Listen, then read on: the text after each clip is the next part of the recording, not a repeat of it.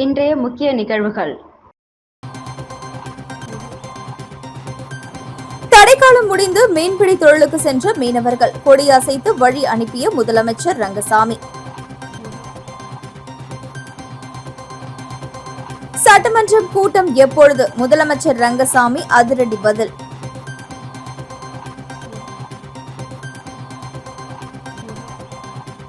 புதுச்சேரி அருகே மருந்து கடையின் பூட்டை உடைத்து கொள்ளை. சிசிடிவி காட்சிகளை கொண்டு மர்ம நபர்களை தேடும் போலீசார்.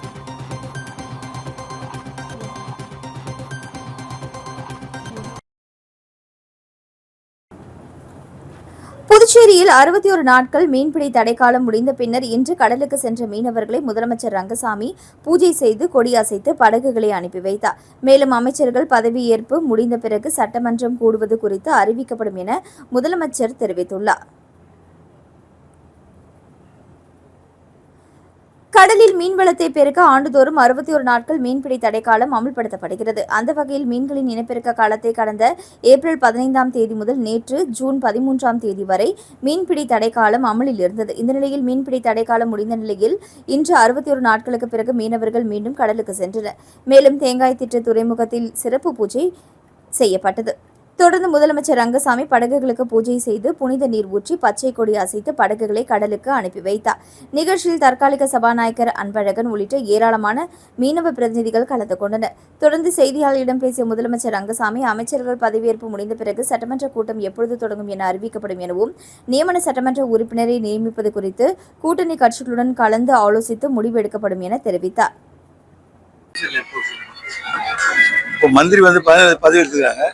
பதிவு எடுத்த பிறகு ஆகஸ்ட் மாதம் வரைக்கும் நம்ம சட்டத்தை கூட்டலாம். எப்போ கூட்டணுமோ அப்போ கூட்டணும்.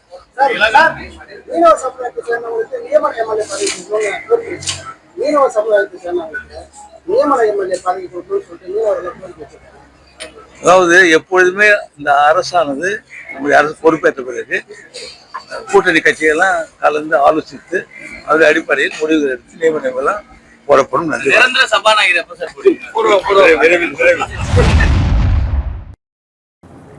புதுச்சேரி அருகே உள்ள கோட்டக்குப்பம் பகுதியில் மருந்து கடையை உடைத்து 57,000 ரூபாய் பணம், ஐபோன் மற்றும் விலை உயர்ந்த மாத்திரைகளை கொள்ளையடித்த வாலிபர்களை சிசிடிவி காட்சிகளுடன் போலீசார் தேடி வருகின்றனர். புதுச்சேரி அருகே உள்ள விழுப்புரம் மாவட்டம் கோட்டக்குப்பம் பள்ளிவாசல் தெருவை சேர்ந்தவர் இர்ஃபான். இவர் கோட்டக்குப்பம் காவல் நிலையம் அருகே மருந்து கடையுடன் கூடிய கிளினிக் நடத்தி வருகிறார். நேற்று வழக்கம் போல் இரவு மருந்து கடையை மூடி சென்றுள்ளார். இன்று காலை கடையை திறக்க வந்தபொழுது கடையின் பூட்டுகள் உடைந்து இருப்பதை கண்டு அதிர்ச்சி அடைந்த இர்ஃபான் கடையை திறந்து உள்ளே சென்று பார்த்தபொழுது கடையின் உள்ளே வைத்திருந்த 57,000 பணம், ஐபோன் மற்றும் விலை உயர்ந்த மாத்திரைகள் மர்ம நபர்கள் கொள்ளையடித்தது சென்றுள்ளனர். மேலும் கடையின் உள்ளே இருந்த டிவியையும் உடைத்து சேதப்படுத்தியிருந்தனர். இதுகுறித்து இர்ஃபான் கோட்டக்குப்பம் போலீசாரிடம் புகார் அளித்தார். புகாரின் பேரில் போலீசார் வழக்கு பதிவு செய்து கொள்ளையில் ஈடுபட்டவர்களை தேடி வருகின்றனர். மேலும் அந்த பகுதியில் உள்ள கடைகளில் பொருத்தப்பட்டுள்ள கண்காணிப்பு கேமராவில் பதிவான காட்சிகளை வைத்தும் கை ரேகைகளை பதிவுகளை வைத்தும் விசாரணை மேற்கொண்டு வருகின்றனர். சிசிடிவி காட்சிகளில் 3 பேர் ஒரே இருசக்கர வாகனத்தில் வந்து பூட்டை உடைத்து உள்ளே செல்வதும் தொடர்ந்து பொருட்களை திருடி செல்வதும் பதிவாகியுள்ளது.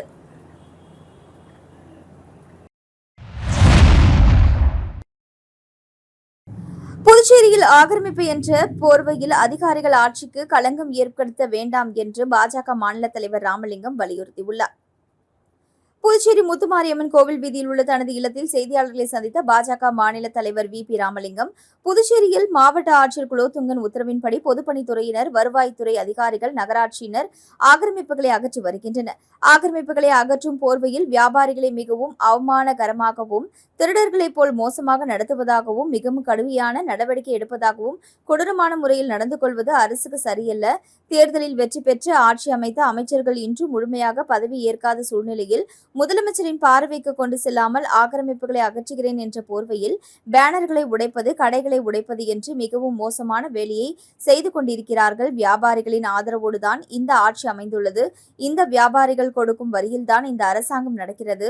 அதிகாரிகள் இப்படி கடுமையாக நடப்பது குறிப்பாக தேசிய ஜனநாயக கூட்டணிக்கும் முதலமைச்சர் ரங்கசாமிக்கும் பாரதிய ஜனதா கட்சிக்கும் ஏதோ திட்டமிட்டு களங்கம் ஏற்படுத்தும் விதமாக இருப்பது போல் தெரிகிறது.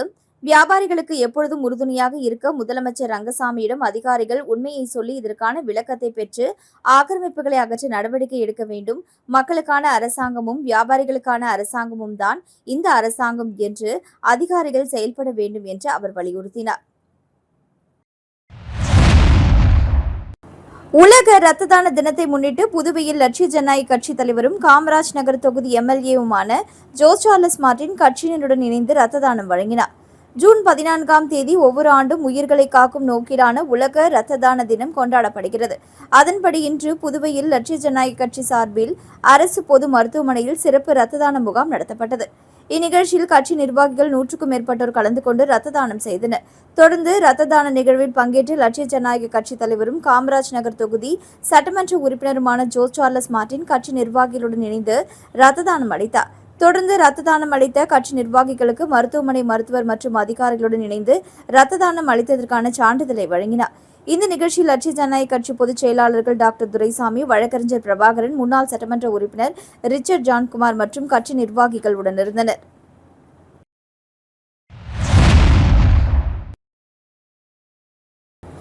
வில்லியனூர் போக்குவரத்து காவல் நிலையத்தில் மக்கள் குறை கேட்பு கூட்டம் புதுச்சேரி போக்குவரத்து முதுநிலை காவல் கண்காணிப்பாளர் திவ்யா IPS தலைமையில் நடந்தது. புதுச்சேரியில் நாளுக்கு நாள் அதிகரித்து வருகின்ற போக்குவரத்தை சமாளிப்பதற்காக புதுச்சேரி போக்குவரத்து காவல்துறை சார்பில் பல்வேறு முயற்சிகள் மேற்கொள்ளப்பட்டு வருகிறது. அதற்கான நடவடிக்கைகளை போக்குவரத்து காவல்துறையினர் மேற்கொண்டு வருகின்றனர்.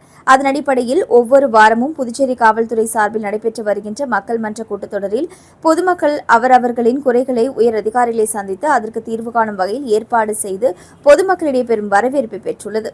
அதன் ஒரு பகுதியாக புதுச்சேரி நகர பகுதிக்கு நிகராக வளர்ந்து வருகின்ற வில்லியனூர் பகுதியில் தினந்தோறும் ஏற்படுகின்ற போக்குவரத்து நெரிசலை கட்டுப்படுத்துவதற்கு வில்லியனூர் போக்குவரத்து காவல்துறையினர் சார்பில் தொடர்ந்து பல்வேறு முயற்சிகளை மேற்கொண்டுள்ளனர். மேலும் சில பகுதிகளில் நெரிசலை போக்குவரத்து கட்டுப்படுத்துவதற்கும் ஒரு சில பகுதிகளில் ஏற்படுகின்ற போக்குவரத்து நெரிசலை எவ்வாறு சமாளிப்பது போன்ற பல்வேறு யோசனைகளை நடைபெற்ற மக்கள் மன்ற கூட்டத்தில் புதுச்சேரி போக்குவரத்து முதுநிலை காவல் கண்காணிப்பாளர் திவ்யா கலந்து கொண்டு பொதுமக்களிடையே ஆலோசித்தார். பின்னர் மக்கள் மன்ற கூட்டத்தொடரில் கலந்து கொண்ட பொதுமக்களிடம் குறைகளை கேட்டறிந்து அதற்கு உடனடி தீர்வு காணப்படும் என உறுதியளித்தார். இதில் வில்லியனூர் போக்குவரத்து ஆய்வாளர் செந்தில்குமார், உதவி ஆய்வாளர் சந்திரசேகர், ஆனந்தவேல், போக்குவரத்து காவல்துறையினர், பொதுமக்கள் என ஏராளமானோர் உடனிருந்தனர்.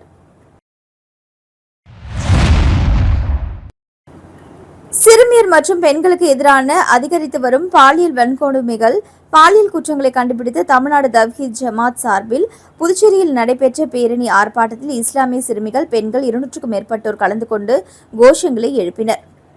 தமிழ்நாடு தவ்ஹீத் ஜமாத் புதுச்சேரி கிளை சார்பில் சிறுமியர் மற்றும் பெண்களுக்கு எதிராக அதிகரித்து வரும் பாலியல் வன்கொடுமைகள், பாலியல் குற்றங்கள் மற்றும் கொலை சம்பவங்களை கண்டித்தும் குற்றவாளிகளுக்கு முதலமைச்சர் விஜய் தலைமையிலான தமிழக அரசு கடுமையான தண்டனை வழங்க வலியுறுத்தியும் பொதுமக்களிடையே விழிப்புணர்வை ஏற்படுத்தும் நோக்கில் வில்லியனூரில் மாபெரும் விழிப்புணர்வு பேரணி நடைபெற்றது. சுல்தான்பேட்டையில் இருந்து தொடங்கிய பேரணியை தவ்ஹீத் ஜமாத்தின் மாநில செயலாளர் ஃபெரோஸ் கான் தலைமை தாங்கி தொடங்கி வைத்தார். முக்கிய வீதிகளின் வழியாக சென்று வில்லியனூர் எம்ஜிஆர் சிலை அருகே நிறைவு பெற்றது. இதில் இஸ்லாமிய சிறுமிகள் உட்பட பெண்கள் என 200க்கும் மேற்பட்டோர் கலந்து கொண்டு கோஷங்களை எழுப்பியவாறு சென்றனர். சிறுமியர் பாதுகாப்பை சமூகத்தின் பொறுப்பு, பாலியல் குற்றவாளிகளுக்கு கடுமையான தண்டனை வழங்க வேண்டும், பெண்கள் மற்றும் குழந்தைகளுக்கு பாதுகாப்பான சூழலை உருவாக்க வேண்டும் உள்ளிட்ட கோஷங்களை எழுப்பினர். மேலும் அனைத்து ஏற்பாடுகளையும் தமிழ்நாடு தவ்ஹீத் ஜமாத் நிர்வாகிகள் செய்திருந்தனர். விளம்பர இடைவேளைக்கு பிறகு செய்திகள் தொடரும். தனம் சேல் சென்டர் இருக்கு, சம்மர் டென்ஷன் எதுக்கு? தனம் சேல் சென்டர் இருக்கு, சம்மர் டென்ஷன் எதுக்கு? தனம்ல ஏசி வாங்கி சம்மரை சில் பண்ணுங்க. தனம் சேல் சென்டர், காமராஜ் சாலை, பாண்டிச்சேரி. செய்திகள் தொடர்கின்றன. தமிழ் மொழியின் சிறப்பை வெளிப்படுத்தும் வகையில் 100 பேர் இணைந்து காபி துகள்களை கொண்டு 100 சதுர அடி காபி ஓவியத்தை வரைந்து உலக சாதனை படைத்தனர். தமிழ் வாழ்க்கை வழிகாட்டல் மற்றும் மற்ற பயிற்சி அமைப்பை சேர்ந்த 100 பயிற்சியாளர்கள் இணைந்து காபி துகள்களை பயன்படுத்தி 100 சதுர அடி பரப்பளவில் பிரம்மாண்டமான காபி ஓவியத்தை உருவாக்கினர். தமிழ் மொழியின் சிறப்பையும் பெருமையையும் வெளிப்படுத்தும் வகையில் இந்த ஓவியம் வடிவமைக்கப்பட்டுள்ளது. 100 நபர்கள் தலா 1 சதுர அடி அளவிலான 100 தனித்தனி ஓவியங்களை உருவாக்கி அவற்றை ஒருங்கிணைத்து 100 சதுர அடி பரப்பளவிலான காபி ஓவியமாக அமைத்தனர். இந்த சாதனையை virtual book of world records உலக சாதனையாக அங்கீகரித்து சான்றிதழ் வழங்கி கௌரவித்தது. இந்நிகழ்வின் ஏற்பாட்டாளர்களான முனைவர் சசிரேகா சந்திரசேகரன் மற்றும் சுகந்தினி பாலாஜி ஆகியோர் சார்பாக சான்றிதழ் பெற்றுக் கொள்ளப்பட்டது. லட்சிய ஜனநாயக கட்சி தலைவரும் காமராஜ் நகர் தொகுதி சட்டமன்ற உறுப்பினருமான ஜோஸ் சார்லஸ் மார்டினுடன் புதுவை மாநில பாஜக தலைவர் VP ராமலிங்கம் மரியாதை நிமித்தமாக சந்திப்பு. அப்பொழுது உடனிருந்த முன்னாள் சட்டமன்ற உறுப்பினர் ரிச்சர்ட் ஜான்குமாருக்கு சால்வை அணிவித்து பிறந்தநாள் வாழ்த்துக்களை தெரிவித்தார். காரைக்கால் அருகே கீழகாசாக்குடி பகுதியில் அமைந்துள்ள பழமை வாய்ந்த ஸ்ரீ சீதலா தேவி மாரியம்மன் ஆலயத்தில் தீமிதி திருவிழா உற்சவத்தை முன்னிட்டு 200க்கும் மேற்பட்ட வரிசை தட்டு ஊர்வலம் நிகழ்ச்சி வெகு சிறப்பாக நடைபெற்றது. இதில் சட்டமன்ற உறுப்பினர் திருமுருகன் உள்ளிட்ட ஏராளமான பக்தர்கள் கலந்து கொண்டு சுவாமி தரிசனம். காரைக்கால் மாவட்டம் கீழகாசாக்குடி பகுதியில் அமைந்துள்ள ஸ்ரீ சீதலா தேவி மாரியம்மன் ஆலயத்தில் தீமிதி திருவிழா கடந்த 11ஆம் தேதி கொடியேற்றத்துடன் துவங்கியது. தொடர்ந்து அம்மனுக்கு சிறப்பு அபிஷேகங்கள், ஆராதனைகள் நடைபெற்று வருகிறது. அதன் தொடர்ச்சியாக இன்று பல்வேறு பழ வகைகள் மற்றும் அம்மனுக்குரிய பூஜை பொருட்களுடன் வரிசை தட்டு ஊர்வலம் நடைபெற்றது. மேலும் 200க்கும் மேற்பட்ட வரிசை தட்டுகளுக்கு சிறப்பு தீபாராதனை காண்பிக்கப்பட்டு ஸ்ரீ ஆதிபுரீஸ்வரர் ஆலயத்தில் மேல தாளங்களுடன் 200க்கும் மேற்பட்ட பெண்கள் ஊர்வலமாக எடுத்து வந்து அம்மனுக்கு சமர்ப்பித்தனர். விழாவில் தொகுதியின் சட்டமன்ற உறுப்பினர் திருமுருகன் உள்ளிட்ட ஏராளமான பக்தர்கள் கலந்து கொண்டு ஸ்ரீ சீதலா தேவி மாரியம்மனை தரிசனம் செய்தனர்.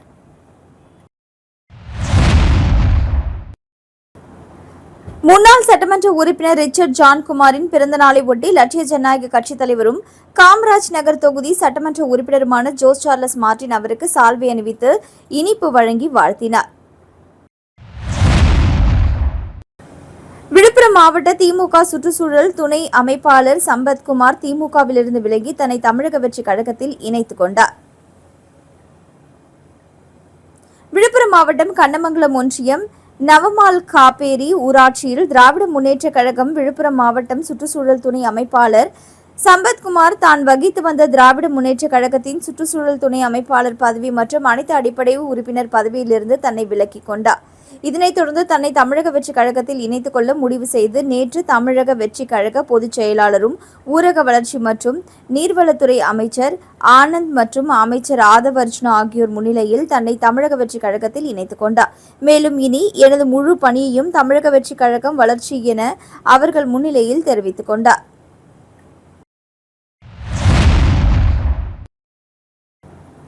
புதுச்சேரி குருமாம்பேட் பகுதியில் எழுந்தருளியுள்ள ஸ்ரீ யோகமாயா லலிதாம்பிகை ஸ்ரீ மகா சாம்ராஜ்ய லலிதாம்பிகை ஆலயத்தில் வைகாசி மாத அமாவாசையை முன்னிட்டு லலிதாம்பிகை அம்மனுக்கு மகா அபிஷேகம் மற்றும் மகா தீபாராதனை நடைபெற்றது.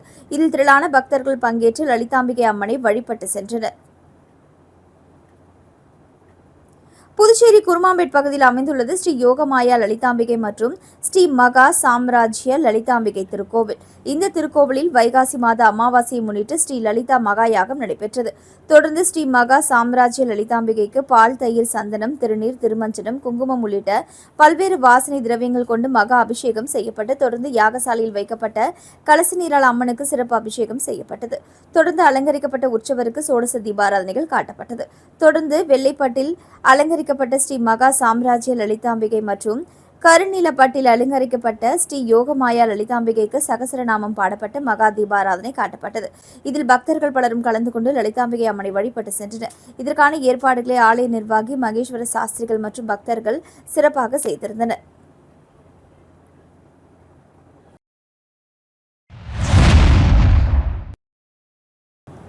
பாஜக மாநில இளைஞரணி துணைத் தலைவர் மகேந்திரன் பாஜகவிலிருந்து விலகி தமிழக வெற்றி கழகத்தின் பொதுச் செயலாளர் ஆனந்த் முன்னிலையில் இணைந்தார். புதுச்சேரி மாநில பாரதிய ஜனதா கட்சியின் மாநில இளைஞரணி துணைத் தலைவர் பதவியிலிருந்து விலகிய மகேந்திரன் தனது ஆதரவாளர்களுடன் தமிழக வெற்றி கழகத்தில் இணைந்தார். இதற்கான இணைப்பு நிகழ்ச்சி சென்னை பனையூரில் உள்ள தமிழக வெற்றி கழக தலைமை நிலைய செயலக அலுவலகத்தில் நடைபெற்றது. நிகழ்ச்சியில் தமிழக வெற்றி கழகத்தின் பொதுச் செயலாளரும் ஊரக வளர்ச்சி மற்றும் நீர்வளத்துறை அமைச்சருமான ஆனந்த் முன்னிலையில் நெல்லித்தோப்பு தொகுதியைச் சேர்ந்த மகேந்திரன் மற்றும் அவரது ஆதரவாளர்கள் கட்சியின் அடிப்படை உறுப்பினர்களாக இணைந்தனர். புதிதாக இணைந்தவர்களை அமைச்சர் ஆனந்த், பொதுப்பணித்துறை அமைச்சர் மற்றும் விளையாட்டுத்துறை அமைச்சரான ஆதவர்ஜுனா, நெல்லித்தோப்பு தொகுதி தலைமை கழக நிர்வாகிகளான செந்தில்குமார் மற்றும் மோரிஸ் ஆகியோர் வரவேற்று வாழ்த்து தெரிவித்தனர். இந்நிகழ்வு தமிழக வெற்றி கழக நிர்வாகிகள் மற்றும் தொண்டர்கள் முன்னிலையில் நடைபெற்றது.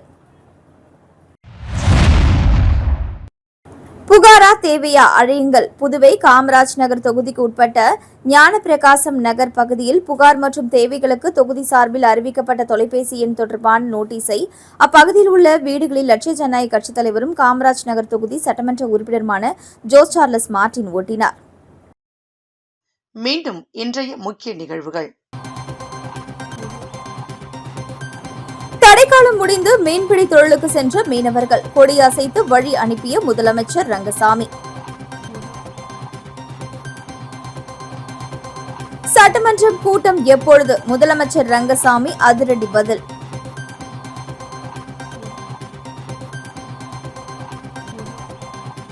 புதுச்சேரி அருகே மருந்து கடையின் பூட்டை உடைத்து கொள்ளை.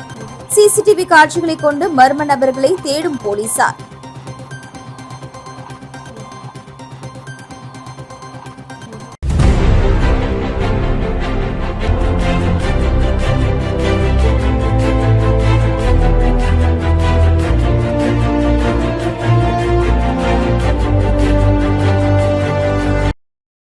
செய்திகளை உடனுக்குடன் தெரிந்து கொள்ள ஆஸ்கார் யூடியூப் சேனலை சப்ஸ்கிரைப் செய்யவும்.